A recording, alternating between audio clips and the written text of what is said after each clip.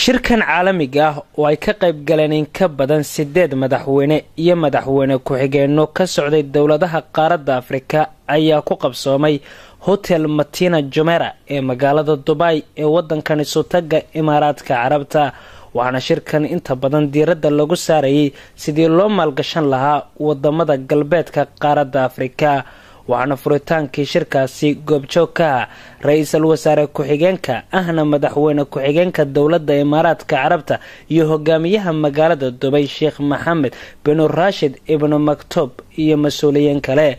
waxa iyaguna geestooda qayb ka ahaa waftigii uu hogaaminayay madaxweyne ku-xigeenka Somaliland oo ay socdaalkiisa ku wehelinayeen guddoonka baarlamaanka Somaliland wasiiru dowlaha wasaaradda maaliyadda la taliyaha madaxweyne ku-xigeenka qabanqaabiyaasha shirkaasi iyo jaaliyadda reer Somaliland ee wadankan Isutaga Imaaraadka Carabta iyo mas'uuliyiin tiro badan oo ka socday qaaradda Afrika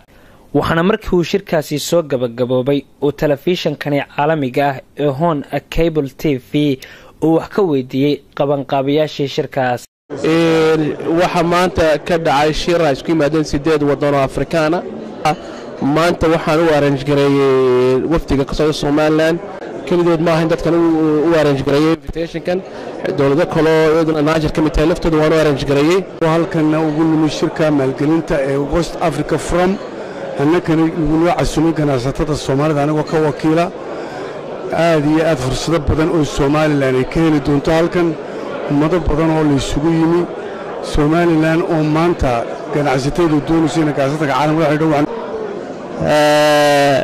waxaan halkan u joognaa inaanu ka qayb galno shirka iyo inaanu danaha Somaliland iyo ictiraafkeeda ka shaqeyno lana kulano madaxda badan iyo shirkadaha badan ee ka soo qayb galay shirka siyaasiyiinta aan ku dhiirino in Somaliland la aqoonsado runtii waa aragtaan ummadii adduunka oo dhan baa meeshan isugu timi Xuseen uu sheegay haddii tahay iyo haddii wasiir tahayba votre République de Somaliland. J'espère que dans le mois à venir on va organiser des visites d'état entre le Sénégal et le Somaliland. waxaana gabagabadii madashaasi ka hadlay madaxweyne ku-xigeenka Somaliland Cabdiraxmaan Ismaaciil Saylici sidaan qadiyada reer Soomaaliya wada dhicin lahayn iyo maalgeliyaasha caalamiga isku yimidna inayaan tusno ama aan u sheegno in Soomaaliland fursadda Afrika taalo la mid ay taalo ka qiimo badan ay taalo mowqif ay muhiim ku taalo waxaan kula kulannay marka madaxweynayaal iyo wasiiro iyo DGO oo maatay ka socda 8 dal Abdi Nasir Khalid Saeed wararka telefishinka caalamiga ah ee Hon Cable TV Dubai